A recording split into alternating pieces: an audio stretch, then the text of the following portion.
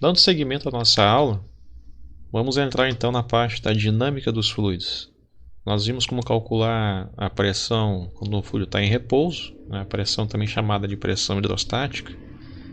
E quando o fluido está em movimento, como é que fica, né? Então vamos tratar então da questão do movimento, como o fluido escoa, como calcular a velocidade, né? Como avaliar e como é que essa velocidade pode ser alterada em algumas condições.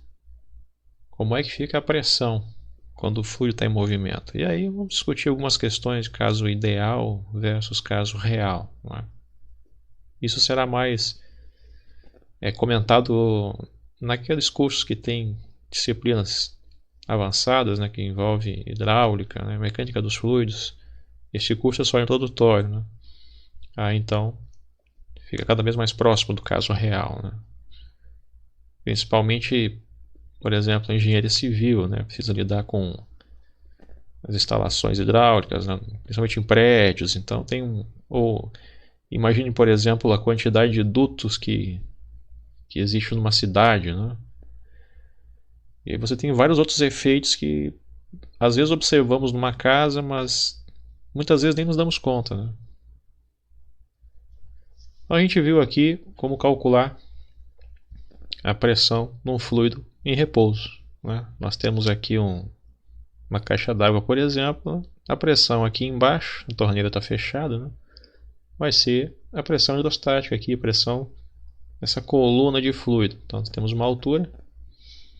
E quando abrir a torneira, aí nós temos o caso, né, dinâmico. Por enquanto a gente sabe calcular a pressão, né, aqui embaixo, em função dessa coluna de fluido.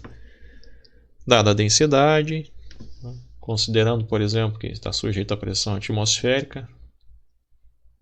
E quando a gente passa para o caso dinâmico, né, esse fluido, você abre a torneira aqui, o fluido vai começar a se movimentar. Vai adquirir uma certa velocidade. E a pressão, como é que fica, né? Então a gente vai ter que avaliar que condições envolve, né, esse movimento do fluido. Tá?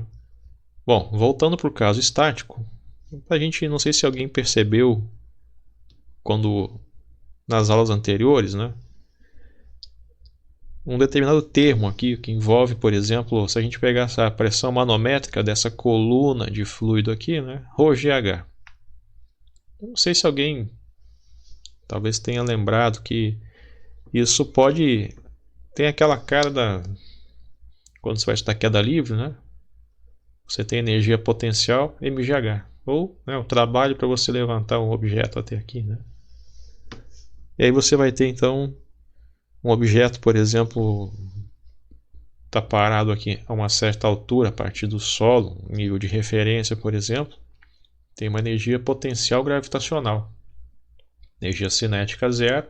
Se você soltar, não tiver nenhuma outra interferência, né, que vai alterar a energia mecânica, né, que a gente está considerando somente essas duas formas de energia, vai converter energia potencial gravitacional em energia cinética. Então ele vai chegar ali no solo, a velocidade, né, a parte do repouso, ela vai aumentando, vai sendo acelerada pela gravidade.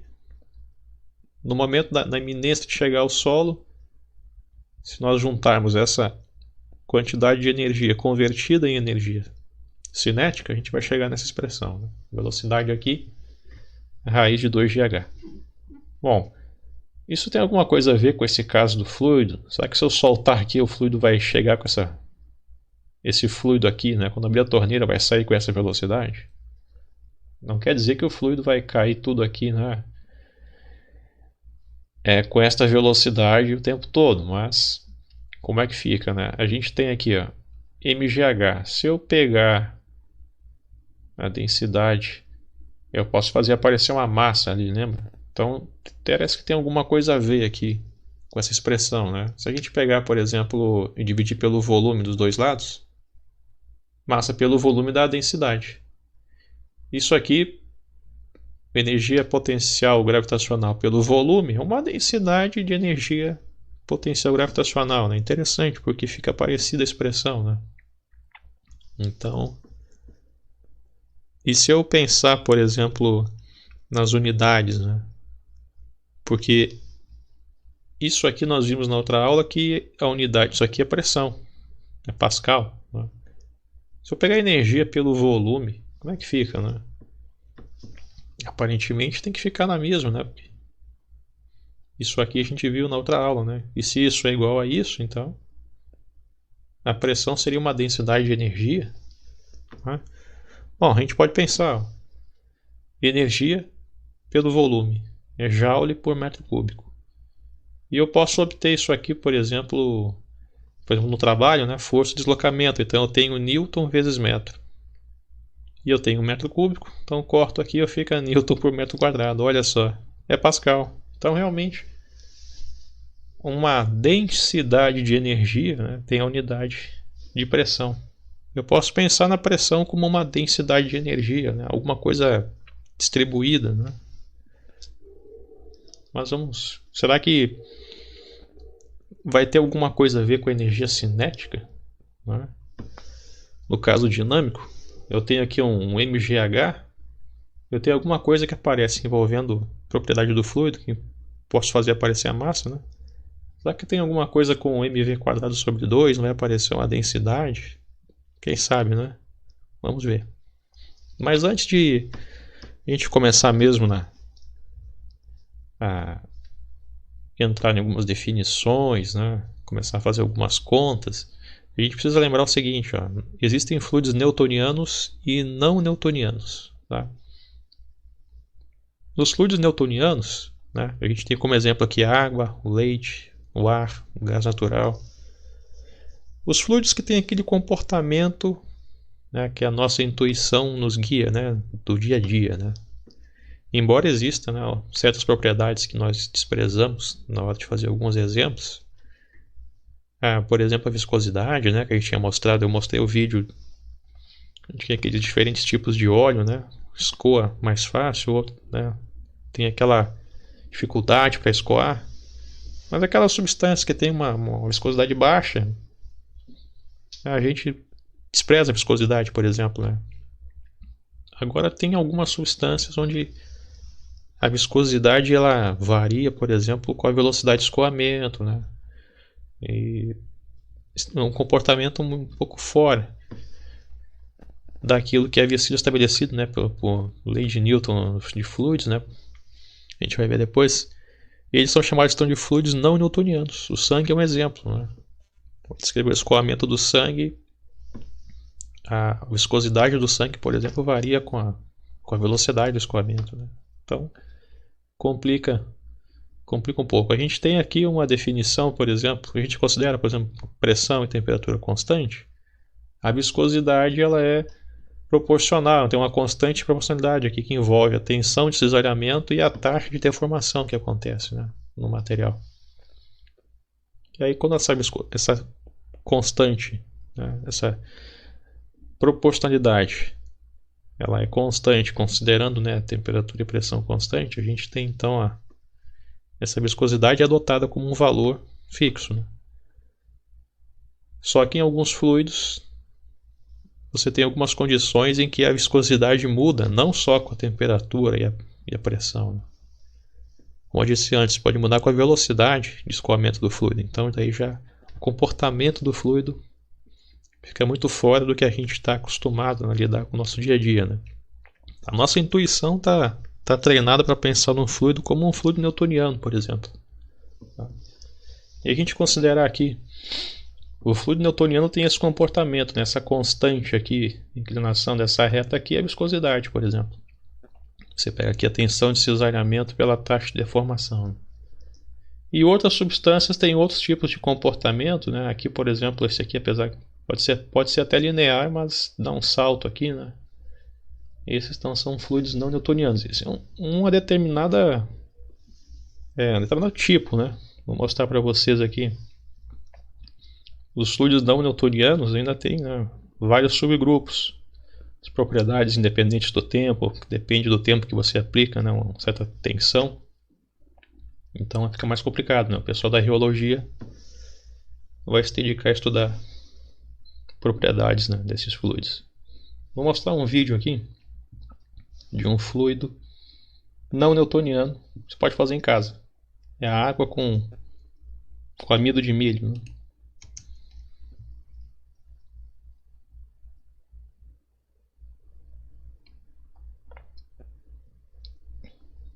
Você aplica uma tensão. Parece que ele quer ser sólido, né?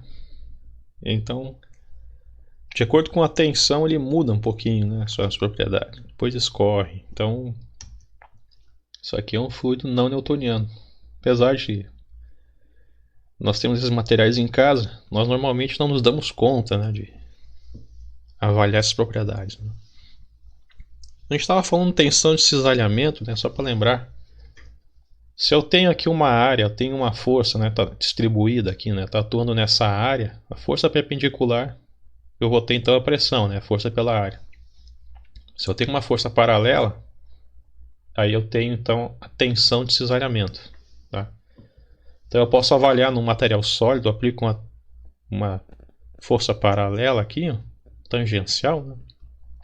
E eu tenho um certo ângulo aqui, né? Eu vou avaliar quanto que ele deforma, né? Então, certo limite ele volta. Se eu aplicar uma tensão de cisalhamento no fluido, ele não suporta, né? Eu tenho aqui, por exemplo, uma plaquinha com uma certa área que está em contato com o fluido. Se eu empurrar, aplicar uma certa força aqui, essa placa vai arrastar, né? E eu vou arrastar placas do fluido, vão se movimentar com velocidades diferentes. Isso por causa da viscosidade. Então eu vou dividir o fluido em placas assim, né? E aí então eu posso calcular, posso avaliar a viscosidade com base nisso, né? Eu tenho uma tensão de cisalhamento, essa força pela área. Isso aqui depende, né, da velocidade. Para eu manter a velocidade constante aqui, eu puxar essa placa, e eu tenho aqui uma certa espessura, eu tenho várias placas, um perfil de velocidades, né? Eu tenho então essa constante proporcionalidade, que é constante, né, em determinadas condições, né? Essa aqui é a viscosidade. E eu tenho aqui então a taxa de deformação e a tensão de cisalhamento. Então eu posso avaliar a viscosidade. Só que aí os fluidos, o comportamento desse cara aqui fica muito mais complicado. Aí são os fluidos não newtonianos, tá? Aqui é um exemplo. Vai ter um fluido escoando num duto, pouca viscosidade, né? Considerando uma grande viscosidade, o que acontece? As camadas que estão próximas aqui às paredes do duto, né, o fluido tende a andar com velocidade, né, cada vez mais baixa em relação ao que está mais longe do duto, das paredes, né, por causa dessa resistência ao escoamento, né? Não só existe uma perda entre as camadas, esse atrito entre as camadas, né, mas do próprio fluido com o material que está aqui, né, feito o duto, né? Então nós temos aqui uma resistência ao escoamento, tá? Dessa interação com o duto, né? Perdas que acontecem, né? E nós temos aqui então uma queda na pressão, né? Se você tem, por exemplo, uma instalação elétrica, você tem uma fiação, tem que considerar, por exemplo, né, os fios, uma distância cada vez maior que percorre a corrente, né? Você tem uma perda, né, na fiação mesmo, por causa da resistência da fiação, né? Tem uma perda com calor, por exemplo. Então, se a gente considerar aqui um perfil, né, tridimensional aqui, quanto mais longe da borda que tem contato, né, com a tubulação, vai ficando com a velocidade maior, né, mais para o meio, né? Se a gente considerasse uma viscosidade zero, a gente teria assim todas as camadas se deslocando com a mesma velocidade, que é muito mais fácil de analisar, né? Um material com uma viscosidade baixa, né, tão baixa que você pode considerar próxima de zero, né? Então, se a gente fizer uma análise, a corrente elétrica, uma analogia, né, eu tenho assim, né, a pressão, ela faz movimentar, né, a água nos canos, por exemplo. E eu tenho aqui, ó, a diferença de potencial elétrico faz o papel da pressão, né? Eu tenho um campo elétrico estabelecido entre os terminais de um condutor, e aí então eu tenho movimentação de cargas. Eu tenho uma resistência elétrica, e a corrente elétrica é a quantidade de cargas por segundo que atravessa uma certa região. Então eu tenho, por exemplo, uma queda de pressão, né, que acontece numa tubulação. Eu tenho então a minha corrente elétrica aqui, vai ser o meu fluxo, né? Vai ser a vazão. Aparece em alguns livros com a letra Q ou I, né? E eu tenho a resistência ao escoamento, né? Então, por exemplo, aqui a lei de Hagen-Poiseuille. Poiseuille é um médico francês que estava escoamento do sangue, por exemplo, né? Sangue no corpo humano, então ele é um fluido não newtoniano, é mais complicado de se lidar, né? Tem que levar em conta a viscosidade, então essa queda na pressão em função aqui da vazão, né? E você tem um jeito de calcular, assumindo algumas questões, essa resistência aqui à circulação, né? E aí você pode isolar, por exemplo, determinar a vazão em termos da diferente pressão entre dois pontos, e esse fator que envolve o tamanho, o raio do duto, né? O comprimento, a viscosidade do material. Então você vê que depende do raio a quarta, né? Já vai ficando mais complicado. Então, tem como simplificar? Tem. Vamos para o fluido ideal, né? Vamos começar aí porque alguns fluidos reais em certas condições ficam mais próximas, né, desse fluido ideal, então os cálculos ficam mais simples, né? Você pega a parte idealizada, depois você começa a adicionar efeitos para descrever, né, cada vez melhor um sistema realístico, né? Então, vamos considerar, por exemplo, um fluido sem viscosidade, né? Escoamento permanente, em regime permanente.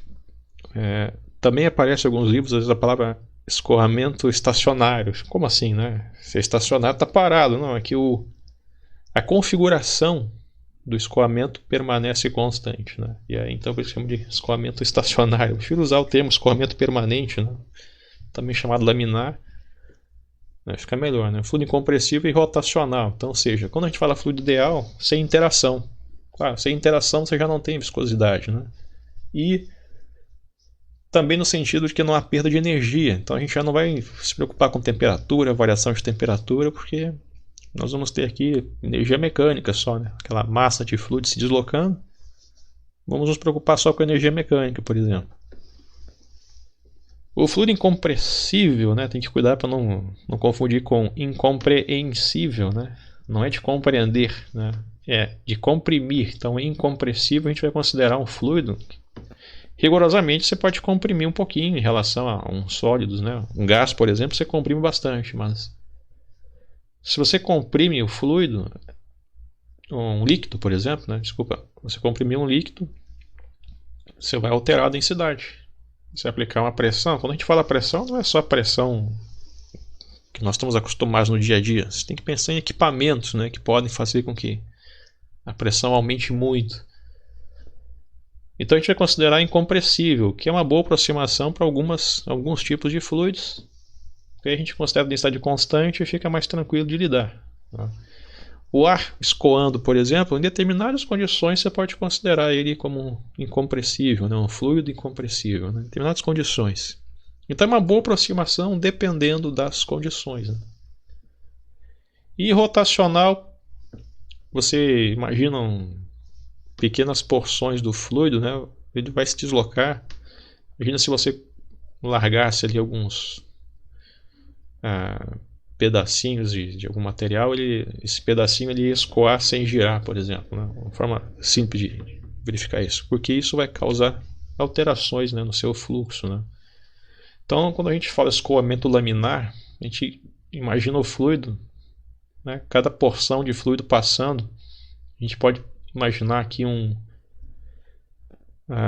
agulhas dispersando um corante, né? Então a gente vai ver essas linhas aqui que nos indicam a trajetória, né, dos elementos que compõem o fluido. A gente pode imaginar pequenas quantidades de volume, né, de massa ali. O fluido preenche tudo, né? Assim como o campo elétrico, né? A gente representa com as linhas, mas o campo elétrico está presente em toda a região, né?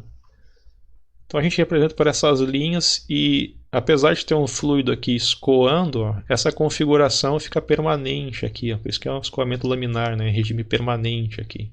Tá? Eu tenho então escoamento laminar e aqui fica turbulento. A gente já bagunça tudo, fica muito mais complicada na descrição. Então a gente tem as linhas de corrente E a velocidade do fluido em cada ponto é tangencial aqui às linhas, né? Então lembra, se você altera o módulo aqui, o tamanho do vetor, você alterou a velocidade. Mas se você manteve constante e alterar a direção, está alterando a velocidade também. Então tem que sempre levar em conta isso aí. A gente pode juntar várias linhas e formar um tubo de corrente. No caso aqui não tem um tubo físico em volta, né? A gente está desenhando só as linhas de corrente, tá? E eu posso então, obviamente dentro de uma tubulação, né, eu vou ter então as linhas de corrente, eu vou ter uma configuração assim, né, tubular, por exemplo, né? Mas não necessariamente, né, nesse momento aqui eu não tenho uma tubulação em volta, tá? Eu posso considerar uma porção de fluido circulando num tubo de corrente, tá? E a gente entra então no que é conhecido como equação da continuidade. Aqui envolve conservação da massa, tá? Então você imagina que, por exemplo, eu tenho aqui, isso aqui está todo preenchido com fluido, mas eu destaquei só, né, uma certa porção.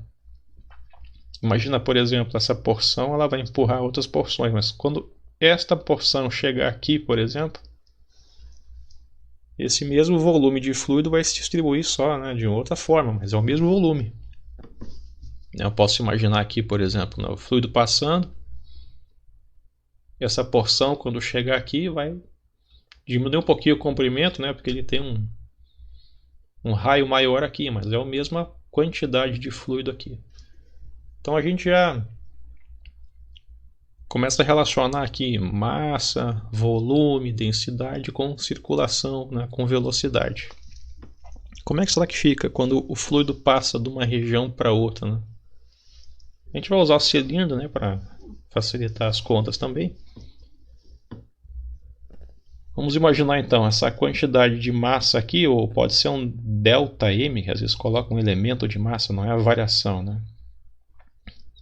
Eu tenho aqui então uma certa massa, e ela vai chegar aqui, vai ocupar um certo volume, né, que é o volume que ela tem aqui, tá?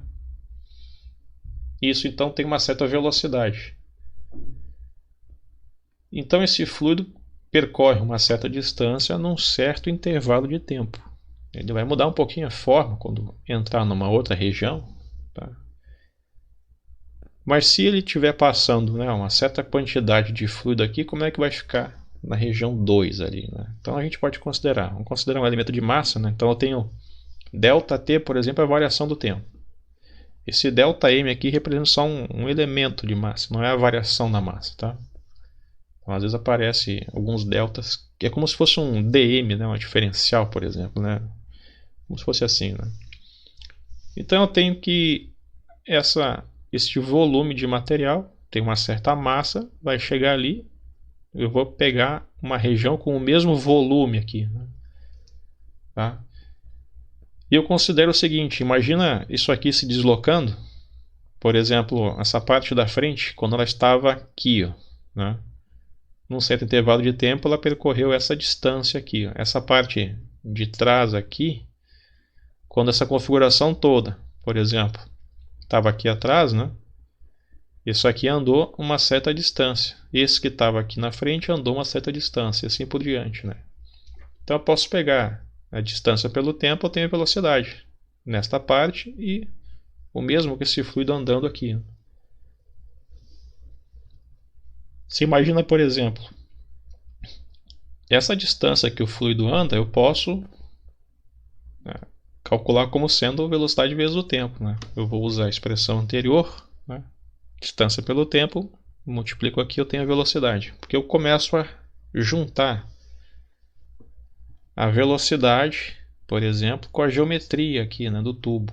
Então eu começo a juntar características do fluido, ele tem uma certa densidade, está uma certa velocidade, com a geometria, né, nas duas seções aqui. Se eu estou considerando que é a mesma massa que está aqui, e a massa posso escrever como sendo a densidade vezes o volume, e é isso que é importante a gente considerar, que é um fluido incompressível, né? Ele só vai mudar a forma aqui, né? Mas é o mesmo volume de fluido aqui e aqui. Aí ele mantém a mesma densidade.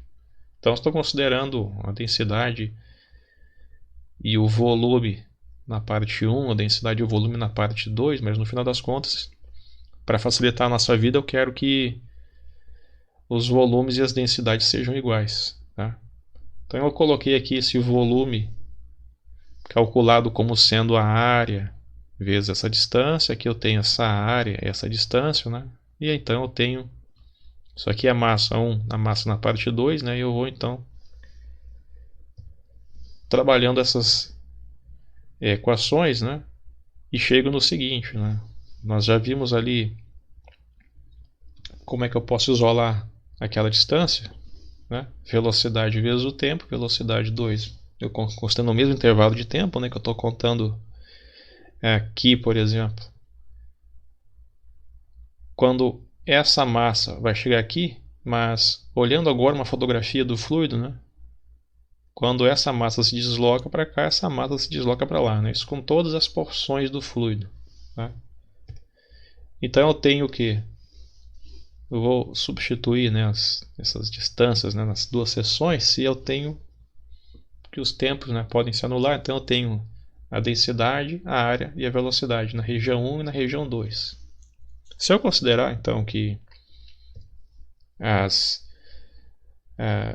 as densidades são iguais, né, não muda, então eu tenho o mesmo volume ali, né, eu tenho aquela mesma massa, isso facilita muito porque a gente acaba terminando nisso aqui, ó. A1V1 igual a 2V2, essa é chamada equação da continuidade, porque isso aqui, ou isso aqui, né, a área vezes a velocidade, ela me dá a vazão, ou, né, velocidade vezes a área. Lembra que alguns livros aparecem com a letra Q também, né?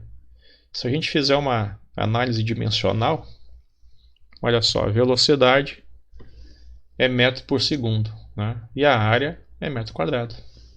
Metro quadrado vezes metro, isso vai me resultar em metro cúbico por segundo. É volume por tempo, né? Volume por segundo que passa numa certa região que eu estou considerando. Então o que isso aqui me diz é que a vazão na parte 1 é igual a vazão na parte 2. Se eu não tenho, né, fluido saindo ou entrando, é por isso que chama equação da continuidade. É a mesma massa, né, de fluido que passa numa região, tem que passar na outra. A gente tem aqui, a gente pode isolar aqui, por exemplo, uma das velocidades. V1 vai ser igual a A2 por A1 vezes V2. Eu tenho uma razão entre as áreas. E eu posso calcular a velocidade, por exemplo. Eu posso pegar, por exemplo, qual é a velocidade na seção 2? Né? Vai ser A1 por A2 vezes V1. Venceu? Como a área 2, né, ela é maior do que a área 1, eu tenho que, vamos voltar aqui para a figura. Eu tenho que um fluido chegando com uma certa velocidade aqui, como ele aumentou a área, ele vai reduzir a velocidade aqui para que eu tenha no mesmo intervalo de tempo a mesma quantidade de fluido escoando. Se eu considerar uma região aqui que eu vou analisar quanto de fluido que passa por segundo. Pego uma região aqui, tem que passar a mesma quantidade de fluido no mesmo intervalo de tempo. Então aqui ele vai mais rápido, aqui ele vai mais devagar, tá? Pela equação da continuidade. E eu estou considerando, obviamente, um fluido incompressível, né? Então nós temos uma forma de calcular a vazão, por exemplo, né? Velocidade vezes a área, né? A velocidade transversal à área, né? Está cruzando a área. Se tiver um caso teórico, né, você vai ter um ângulo aí que tem que avaliar qual é a velocidade na parte que é perpendicular à área, né? Que interessante é o fluxo. Física 3 vocês vão ver, por exemplo, um fluxo de linhas de campo elétrico atravessando uma área, né? Aí você pode ter um certo ângulo e aí tem que calcular isso, né, como um produto escalar. Se eu pegar, por exemplo, essa parte aqui, né, que eu tenho aqui, isso aqui me dá metro cúbico por segundo. Se eu multiplicar pela densidade, a densidade é quilograma por metro cúbico, né? Vai cortar o metro cúbico, fica quilograma por segundo. Eu tenho uma vazão no caso, só que aqui eu estou mexendo, né, o volume do tempo. Se eu multiplicar aqui pela densidade, fica quilograma por segundo, né? Uma vazão de massa pelo tempo, né? Bom, a gente sabe calcular a velocidade agora. Quando o fluido está em movimento, passa por seções diferentes, como é que será que fica a pressão? A gente não chegou ainda na pressão, né? Bom, vamos fazer um exemplo aqui com a equação da continuidade. Imagina um fluido que está com uma velocidade 30 centímetros por segundo escoando através de um tubo. Então tem um certo tubo aqui. Desenho as linhas de corrente, tudo bonitinho, fluido ideal, escoamento laminar, né, para facilitar a nossa vida, sem viscosidade. Esse tubo tem um raio de 1 centímetro. Qual é a vazão? Então, quanto de fluido, se eu considerar, por exemplo, essa área, eu vou ficar contando aqui, quanto de fluido que passa por segundo. Mas eu quero que calcule a vazão em metro cúbico por segundo e em litros por minuto. Bom, a vazão é a velocidade vezes a área. Então a gente precisa, né, da área e da velocidade. Como é um tubo aqui, né? Então, isso aqui é circular. A área que esse fluido atravessa é πr². O raio, 1 centímetro, é a mesma coisa que 1 vezes 10 na menos 2 metros, né? É 1 sobre 100. Então, elevando ao quadrado, fica assim, 10 na menos 4. Tá?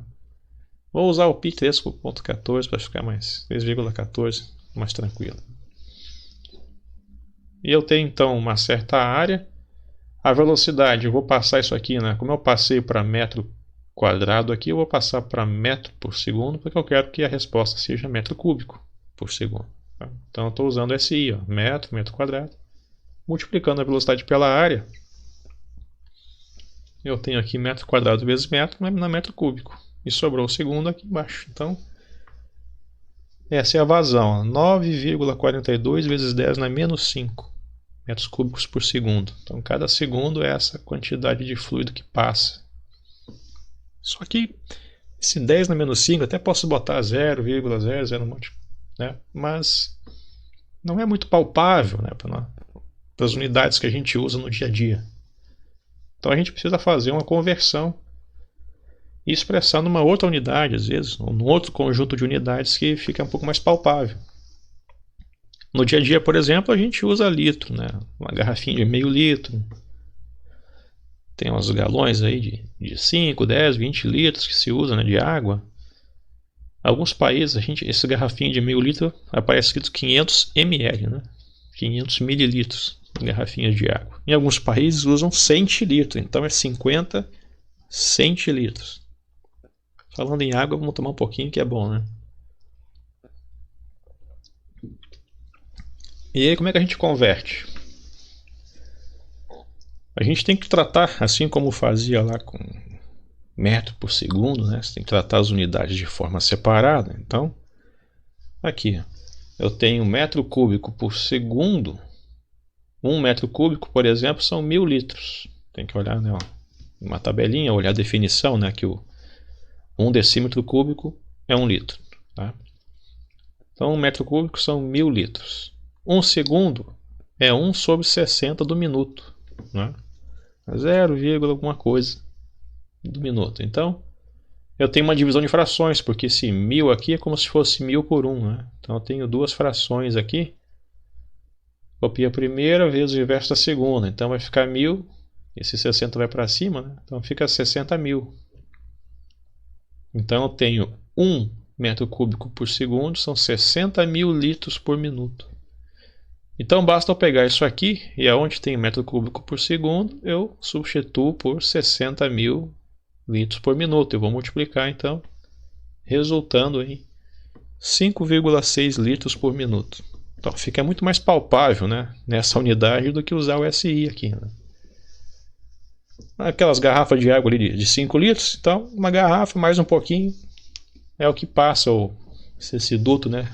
Na boca dele você bota para encher ali, estaria saindo essa quantidade aí, essa é a vazão.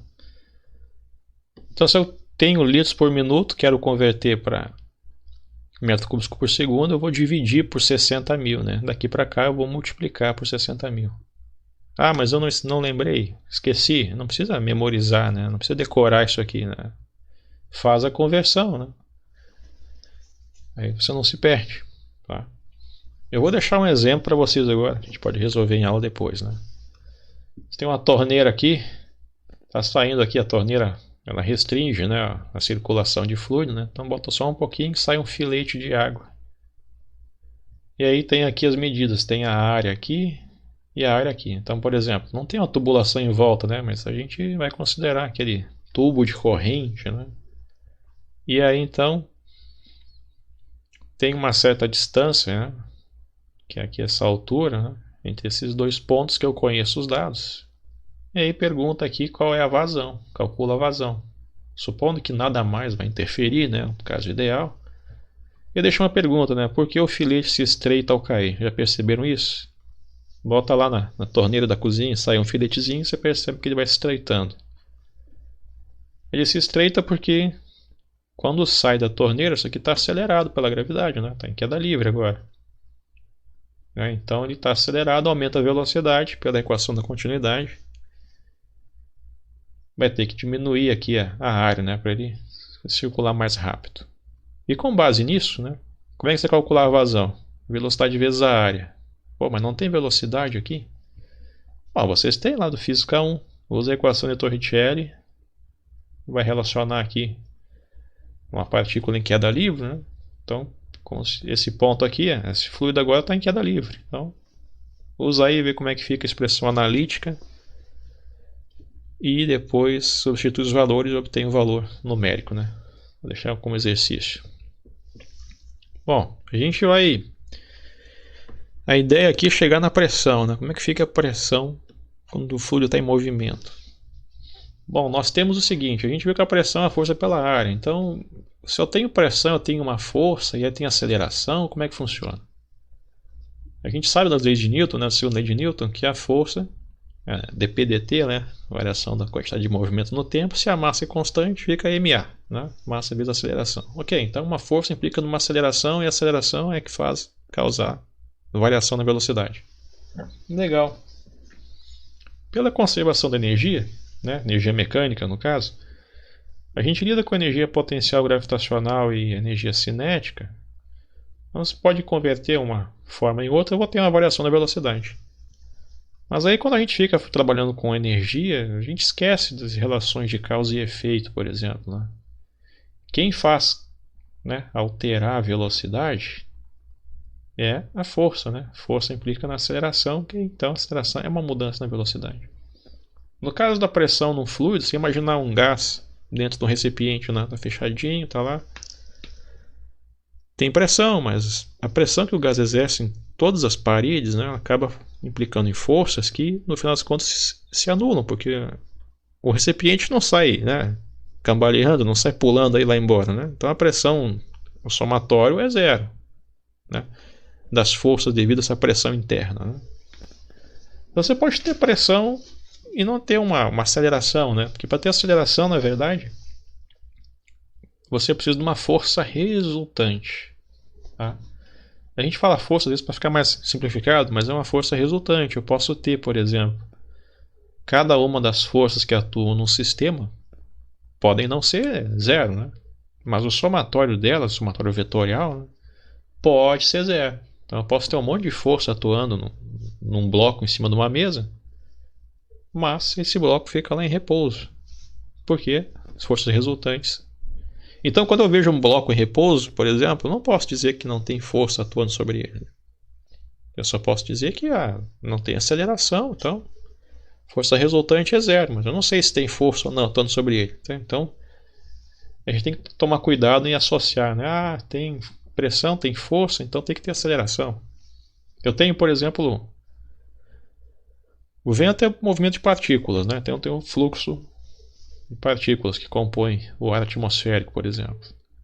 Agora, eu tenho regiões com diferença de pressão, aí tem então um gradiente de pressão que implica numa força, faz movimentar as partículas, elas ganham uma velocidade diferente da velocidade que elas têm, né? Aquela velocidade aleatória fica algo coordenado, né? Agora eu posso ter uma aceleração só durante um certo instante, né? Numa porção de fluido. Ele pode aumentar a velocidade e depois permanecer com a velocidade constante, né? Um pouco mais alta, depois constante. Então eu posso ter uma aceleração só numa região onde tem um gradiente de pressão, por exemplo, né? Mas quando a gente trabalha com a parte de energia, a gente esquece um pouquinho dessas relações de causa e efeito, né? Então tem que tomar cuidado. Então, quando a gente vai trabalhar com um fluido ideal em movimento, nós nos deparamos, né, depois da equação da continuidade, com a chamada equação de Bernoulli, né? Na verdade é uma família de Bernoullis, né? Então foi o Daniel Bernoulli que publicou um livro, né, sobre hidrodinâmica. E mais para frente um amigo dele, o Euler lá da matemática, né, que desenvolveu, ele expressou de um certo jeito e ele deu um nome, né, em homenagem ao amigo, de equações de Bernoulli, né? Assim como a lei de Newton, né, a segunda lei de Newton, a gente escreve hoje desse jeito, não é bem como o Newton fazia na época, né? O livro do Newton é bem geométrico, né? Foi o Euler também que sistematizou de uma forma mais próxima do que a gente vê hoje, né? Então a gente vai obter a equação de Bernoulli por dois jeitos: pela conservação da energia mecânica e usando a segunda lei de Newton. Normalmente os livros apresentam esta abordagem apenas. Eu vou mostrar as duas, né, porque usando leis de Newton fica mais claro, né, causa e efeito também, né? Vamos voltar então para o nosso amigo lá, o fluido escoando numa região que até vamos mudar a seção dela. E vamos fazer mais uma coisinha, vamos levantar o bicho aqui. Então a gente tem agora, nós temos que nos preocupar com uma certa quantidade de massa variando a sua altura. Então vamos mexer com a energia potencial gravitacional também, não só com a energia cinética, né? Então eu tenho o mesmo caso que antes, eu estava analisando, tem um fluido, né? Alguém tem que empurrar aqui esse fluido, vai subir aqui, então pela equação da continuidade a gente já sabe que por essa seção maior vai ter uma velocidade que deve ser menor, né? Mas como é que fica a pressão, né? Que eu tenho a pressão, eu tenho tudo que vem antes aqui está pressionando, por exemplo, isso aqui, né? E todas essas áreas aqui estão pressionando, por exemplo, a porção de fluido aqui está pressionando essa porção aqui. Até se eu soltar isso aqui tende a cair, tende a voltar aqui, né? Então eu tenho que levar em conta, por exemplo, né, essa configuração na parte 1, essa configuração na parte 2. E a gente vai fazer como, né? Vamos analisar usando energia potencial gravitacional, energia cinética e o trabalho, né? Porque eu tenho o trabalho, a variação da energia, e eu tenho também, né, a pressão realizando o trabalho aqui, empurrando uma certa massa, né? A pressão aplicando uma força atuando numa área, então eu tenho força e deslocamento. Então eu tenho trabalho também da força de pressão, envolvendo a força que é devida à parte da pressão, né? Então eu tenho aqui a variação na altura, eu tenho aqui mudança na velocidade e eu tenho aqui pressão, né? E essa pressão vai implicar numa força resultante que implica no trabalho, né? Nós vamos considerar, lembrando, né, fluido ideal, então é sem viscosidade, escoamento laminar, que toda vez que eu tenho, né, essas voltas aqui, eu começo a ter problema, né? Quando o fluido passa de uma região para outra, assim que muda a seção ali, não é bem tranquilo, né? Mas a gente vai considerar um escoamento laminar em regime permanente, né? Então, incompressível, rotacional, tudo bonitinho. Então, usando conservação da energia, vamos só trabalhar com energia mecânica.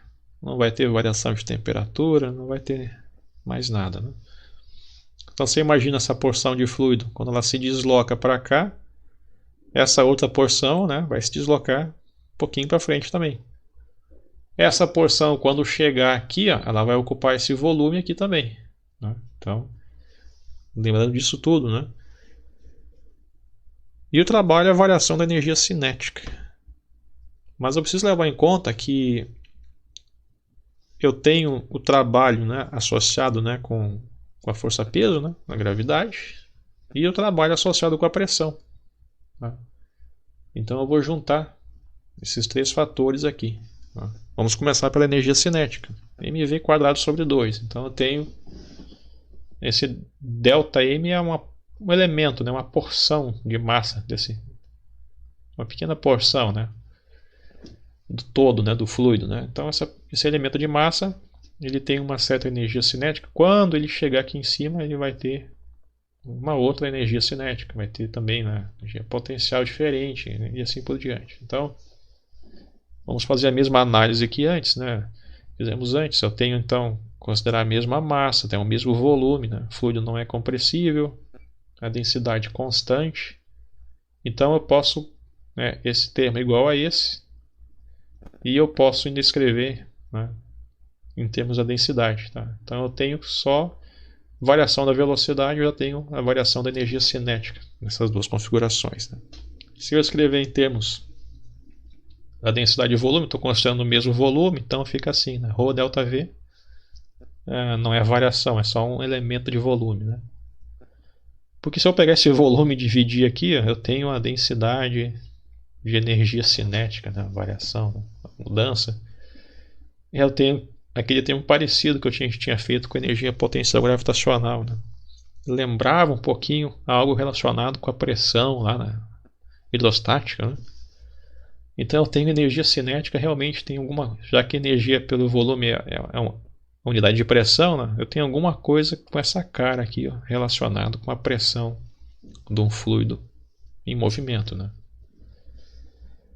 Depois vamos então passar para a parte da energia potencial gravitacional. Eu esqueci de escrever, é bom escrever porque energia potencial, existem várias formas de energia potencial. Né? Energia armazenada, então aqui a gente está lidando com gravitacional. Se eu pegar uma massa, por exemplo, for levantar aqui e aplicar uma força externa, eu tenho então o trabalho para eu daqui até aqui é essa integralzinha, força de deslocamento. Né? Se eu estou andando numa linha reta aqui, ao longo de uma linha, né? Aí eu tenho então que meu deslocamento é só a altura, né, que eu vou, essa altura aqui, né, do chão, ou pode ser da minha referência até onde eu quero chegar. Né? E essa força aqui está na mesma direção do vetor de deslocamento, então eu produzo escalar, né, cosseno de 0 dá 1. Né? Então vai ficar força vezes distância. Se eu pensar em termos da força-peso, né, o peso está contrário, né? Então fica todo escalar aqui, o cosseno de 180 graus dá menos 1, né? Isso que fica então o trabalho da força-peso para eu subir aqui é negativo, né? Quando eu solto, aí só que essa massa desce, né? O peso vai estar na direção, né? Esse vetor quando eu estiver descendo está para baixo, então vai ficar positivo. Né? Mas enfim. Esse trabalho aqui vai me permitir chegar no MGH, como nós tínhamos visto. Né? Aí eu tenho então da força-peso, vai sair esse sinalzinho aqui, então eu tenho certa massa, né, MGH. Então eu tenho para essas duas configurações, eu saio de um nível de referência H1, pegar no meio aqui e vou para um nível diferente. Então eu tenho um MGH aqui, vai ficar escrito desta forma, né? Meu elemento de massa, e eu tenho essa diferença aqui entre esses dois níveis. Tá? E eu posso escrever essa massa como sendo densidade vezes o volume desse elemento. Então, eu tenho o trabalho relacionado com a força-peso. Né? E se eu dividir, então, o trabalho tem a ver com a energia potencial, né, gravitacional, né? Dividir pelo volume, eu tenho aqui uma densidade de energia potencial gravitacional, também chamada de energia de posição, ou densidade, né, de energia de posição. Posição porque é a posição vertical. Né? Então fica análogo, a gente já percebe aqui, ó, esse termo aqui, parece aquele ρgh da pressão hidrostática. Né? Então o sinalzinho de menos depende da direção. Eu tenho lá o ângulo entre esses dois vetores, né? Quando sobe, quando desce, vai mudar o sinal, tá? Mas por enquanto, o meu fluido aqui está subindo, então vai ficar com esta expressão, né? E aqui eu tenho agora a pressão envolvendo o trabalho envolvendo a pressão aqui, né? Porque a pressão que atua nessa área, né? Atua qualquer porção aqui, né?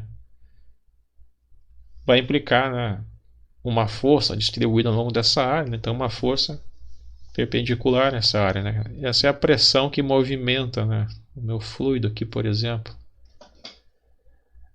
Então, se eu tiver, por exemplo, né, essas porções de fluido anteriores, né, exerce uma pressão aqui, Essa porção de fluido exerce uma pressão aqui. A porção de fluido que está aqui exerce uma pressão aqui. Então eu vou considerar essas duas configurações aqui, por exemplo. Então eu tenho força e deslocamento.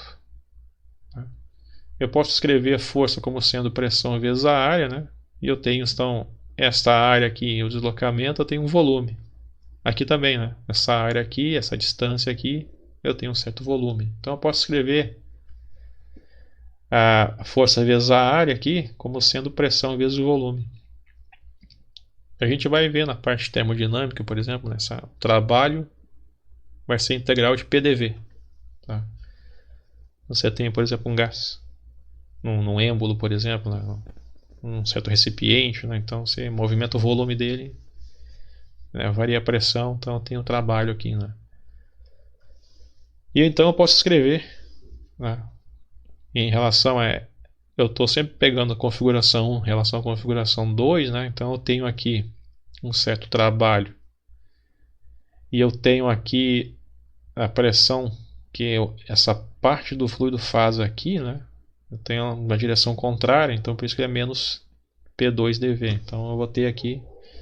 Eu tenho na verdade o que aqui, né? Uma pressão 1 aqui tem que ser maior que a pressão 2 para esse fluido conseguir se movimentar, né? Tá? Então tem um diferencial de pressão, tem uma variação. Tem que ter, justamente se a pressão for maior aqui, ele vai se movimentar no sentido oposto. Tá? Esse então é o trabalho associado com a pressão. E eu posso pegar então, dividir, né? Isso aqui é trabalho é variação de energia, né? Então eu vou dividir pelo volume e fico com uma unidade de pressão realmente. E é pressão aqui, né? Então uma densidade de energia potencial e o outro é o potencial gravitacional. Isso aqui eu vou chamar de alguma coisa com potencial também, né? Então eu vou juntar trabalho, né, em relação com a pressão e com a gravidade, com a variação da energia cinética. Eu vou juntar os três termos e tenho esse trambolho todo aqui. Tá? Essas são as informações que eu tenho do fluido. Tá? E eu posso perceber uma coisa, né? Eu não tenho termos cruzados, né? Termos com índice 1 multiplicando termos com índice 2. Então eu consigo separar tudo que é 1 para um lado, tudo que é 2 para o outro lado. Então olha só, a gente chega nessa aqui que é a equação de Bernoulli, por exemplo. Tá? Eu tenho que a pressão na parte 1 mais esse termo, né, que envolve velocidade 1 e esse termo que envolve altura 1, isso aqui dá um número e é equivalente a pressão na parte 2, esse termo que envolve velocidade na parte 2 e o termo que envolve altura da parte 2. Né? Como eu não tenho termos cruzados, 1 com o 2, né? Então isso aqui dá um número e tem que ser o mesmo que isso aqui. Então a gente pode escrever, né, da seguinte forma aqui, né? É uma constante. Então a soma disso aqui dá um número, né? E a soma disso aqui dá um número, dá uma constante. É claro, ao longo de uma certa linha de corrente, tem detalhes, né, para fazer isso. Mas enfim. Isso aqui você pode chamar como isso aqui é pressão. Isso aqui é pressão, isso aqui é pressão. Pode chamar de pressão total, por exemplo. É uma constante porque eu estou levando em conta o quê? Conservação da energia. Então eu posso simplesmente converter uma forma em outra, né? Já que lembra, a pressão ela tem a ver com uma densidade de energia, né? Eu posso ver aqui, né? Isso aqui me lembra aquele mv quadrado sobre 2. Né? Aqui me lembra o mgh. Né? E aqui eu tenho, então, uma pressão que é a responsável também, né? Juntando tudo isso, eu tenho a minha pressão do fluido em movimento. Mas como é que eu vou chamar cada um desses termos, né?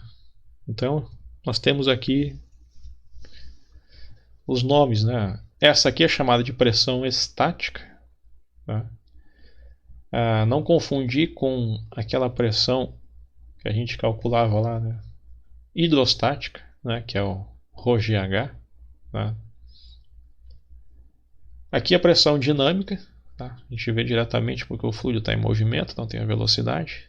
Está relacionada com uma densidade de energia cinética, está relacionada com uma densidade de energia potencial gravitacional, ou uma densidade de energia de posição, né? Posição vertical.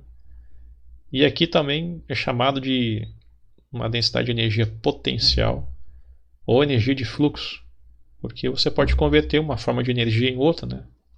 Se fosse energia por volume, né? É o mesmo tratamento que você dá para energia, então pode converter uma forma em outra aqui e constante, né? Então a gente pode calcular se tiver região 1, região 2, região 3, região 4, nós podemos separar as regiões pegando pressão na região 3, né, velocidade na região 3, né, altura na região 3, está relacionado, caso essa constante, né, seja realmente constante. Em alguns casos, né, todas as linhas de fluxo, né, têm a mesma constante. Pode ser que em alguns casos não tenha, então já não pode aplicar para essas diferentes linhas. Ou não pode aplicar a equação de Bernoulli, né, de modo geral, em alguns casos. Então é necessário tomar cuidado com as condições, né, do seu fluido para saber se você pode usar a equação de Bernoulli ou não, né? Nós tivemos certas hipóteses para usar a equação de Bernoulli. Então eu posso usar essa forma simplificada. E essa pressão estática, esse termo que aparece aqui, é a pressão medida aqui, né, quando está num fluido, está fluindo numa tubulação. Se você fizer um buraco ali, um furo na parede do tubo, né, colocar um manômetro, por exemplo, é essa pressão que indica lá, né, a pressão estática que chama, né. Por exemplo, em aeronave, né, você precisa ter a pressão estática e você precisa ter, né, uma pressão lá no ponto de estagnação. Você consegue medir a velocidade, né, da aeronave em relação, né, ao vento, por exemplo, né, ao ar. Tá? Então você faz um furo na fuselagem, né, para conectar um manômetro. Então essa é a pressão estática. Tá? A gente tem que diferenciar que termo estamos nos referindo, né? Eu posso também, aparecem alguns manuais de hidráulica, por exemplo, né? Então alguns de vocês podem ver mais para frente em outra disciplina. Isso aqui é constante. Então aparece, né, como gama, por exemplo, né? Se você multiplicar pelo inverso, né, todos os membros aqui, todos os termos, eu vou mudar o valor, né? Eu sobro só um H. Isso aqui é a altura, isso aqui é unidade de distância. Por exemplo, né, a gente está usando um metro. Então isso aqui tem unidade de distância, isso aqui tem unidade de distância. É uma outra forma de expressar porque é mais conveniente. Por exemplo, você pode usar lá a tubulação, né? Você vai usar em metros de coluna d'água para se referir à pressão. Ó. Essa aqui é chamada altura geométrica, essa aqui é a altura dinâmica e a altura piezométrica. Lembra que essa pressão é uma pressão estática, você mede com um manômetro lá no perpendicular ao fluxo, né? Por exemplo. Então essa aqui é a altura piezométrica, você mede, né, com um manômetro. Isso aqui, por exemplo, eu tirei no manual de hidráulica. Olha só, a altura geométrica realmente é a altura que está a sua tubulação, né? E aí, as outras alturas são formas de representar, por exemplo, né? Você tem a altura piezométrica, um manômetro conectado ali, por exemplo, daria, né, uma altura da coluna de fluido, por exemplo.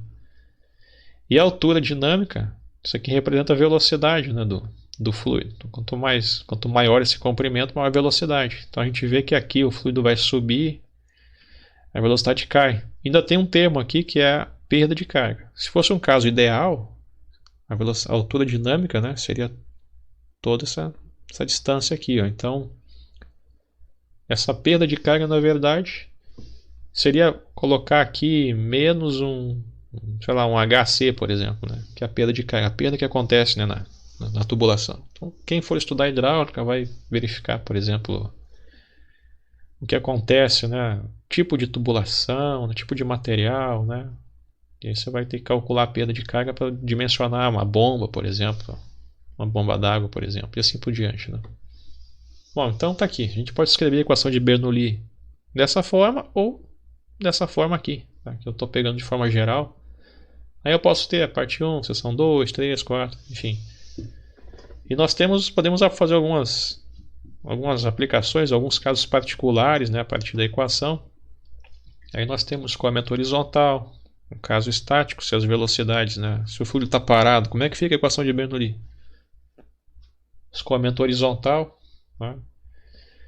Aí tem a lei de Torricelli, o efeito Venturi. e o tubo de Pitot, por exemplo. Então é interessante porque o Daniel Bernoulli, a família Bernoulli, né, tem vários cientistas, matemáticos. Daniel Bernoulli publicou um livro, Hidrodinâmica, em 1738, né?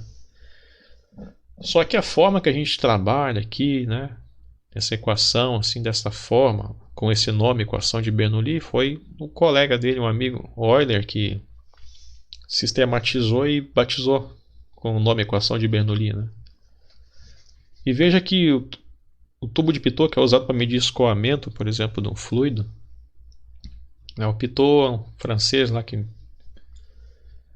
desenvolveu um método para medir, por exemplo, o escoamento de água no rio, né, porque o pessoal botava um objeto lá e esperava aquele objeto em cima do rio, flutuando lá, né, percorrer uma certa distância e você calcula, né, a velocidade que está. O Pitot desenvolveu um método, né, com o tubo, né, que permitia medir a velocidade em diferentes profundidades. Só que olha só, ele fazia isso antes, né, do Bernoulli publicar o livro dele, né? Não tinha uma base muito bem. O Pitot sacou uma relação com a velocidade e a altura de uma coluna ali de material, mas era mais intuitivo, né? Algumas pessoas não aceitavam muito bem aquilo porque não havia bem uma base. Então depois foi desenvolvido, né, cada vez mais essa ideia de fluidos, né, e entendimento do escoamento de fluido, viscosidade, etc. Só mais para frente, né, que começou a se aceitar melhor o trabalho do Pitot e, claro, depois com a aviação, né, usa tubo de Pitot nos aviões. Né, então, o Venturi era mais prático também, né, como medir a velocidade de escoamento do fluido numa tubulação, né, embora ele veio depois, né, o Bernoulli e o Euler faziam um trabalho um pouco mais teórico.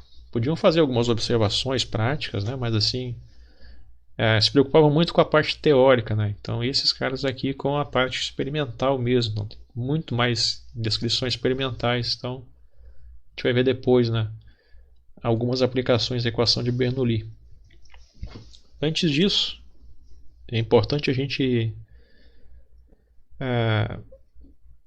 eu tinha prometido que ia fazer uma derivação da equação de Bernoulli, né, de outra forma, né? Não, com a segunda lei de Newton, né? Então a gente vai abordar aqui a aceleração tangencial e normal, tá? Porque lembra, a aceleração faz mudar a velocidade, então eu tenho que lidar com força, né? E aí eu tenho então a trajetória do fluido ao longo de uma reta, onde eu tenho então a aceleração tangencial. Eu vou usar a lei de Newton e chego na equação de Bernoulli, né?